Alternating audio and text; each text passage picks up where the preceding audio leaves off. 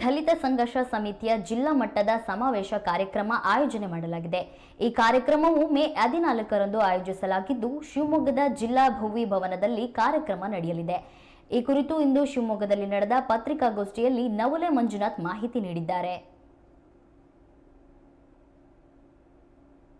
ಈ ಕಾರ್ಯಕ್ರಮ ಶಿವಮೊಗ್ಗ ಜಿಲ್ಲೆಯ ಭೋವಿ ಭವನ ಬುಧವಾರ ಬೆಳಗ್ಗೆ 11 ಗಂಟೆಗೆ ಕಾರ್ಯಕ್ರಮ ಪ್ರಾರಂಭವಾಗುತ್ತೆ.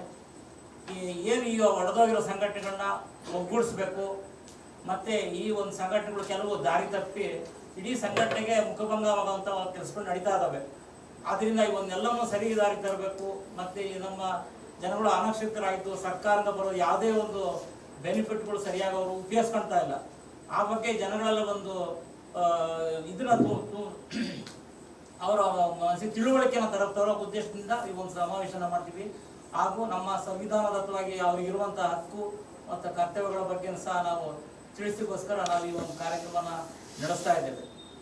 ಅಂದ್ರೆ ಈ ಕ್ಷೌರಿಕ ವೃತ್ತಿ ಮಾಡೋರು, ಮಡಿವಾಳ ಸಮಾಜದವರು, ಆಮೇಲೆ ಈಗ ನಮ್ಮ SC ಆದಿ ಕರ್ನಾಟಕ ಚಪ್ಪಲಿ ಏನು ಇದು ಮಾಡ್ತಾರಲ್ಲ ಅವ್ರಿಗೆಲ್ಲರಿಗೂ ಸಹಿತ ಸಮಾಜದ ಕೊಳೆ ಕಳೆದ ಸಾಧಕರಿಗೆ ಅಂತೇಳಿ ಯಾರಿಗೂ ಸಹ ಸನ್ಮಾನ ಕಾರ್ಯಕ್ರಮ ಈ ಸಂದರ್ಭದಲ್ಲಿ ಇಟ್ಕೊಳ್ಳಿ ಸರ್. ಜನ ಇದ್ದಾರೆ ಸರ್. ಅಂಬೇಡ್ಕರ್ ಪ್ರಶಸ್ತಿ 50 ಜನಕ್ಕೆ 30 ಜನ ಈ ಸಮಾಜದ ತೊಳೆಯನ್ನು ಸಾಧಕರಿಗೆ ಇಲ್ಲ ಸರ್. ಇದು ಎಲ್ಲಾ ವರ್ಗದ ಜನ ಇದರದ್ದು ಸದುಪಯೋಗ ಪಡ್ಕೋಬಹುದು. ಯಾಕಂದ್ರೆ ಬಾಬಾ ಸಾಹೇಬ್ ಅಂಬೇಡ್ಕರ್ ಅವರು ಯಾವುದೇ ಒಂದು ಜಾತಿ ಸಂವಿಧಾನ ಬರೆಯಲ್ಲ, ಅವಕಾಶ ಇದೆ ಸರ್. ಎಲ್ಲಾ ವರ್ಗದ ಜನರು ಇದು ಸದುಪಯೋಗ ಪಡ್ಕೋಬೇಕು.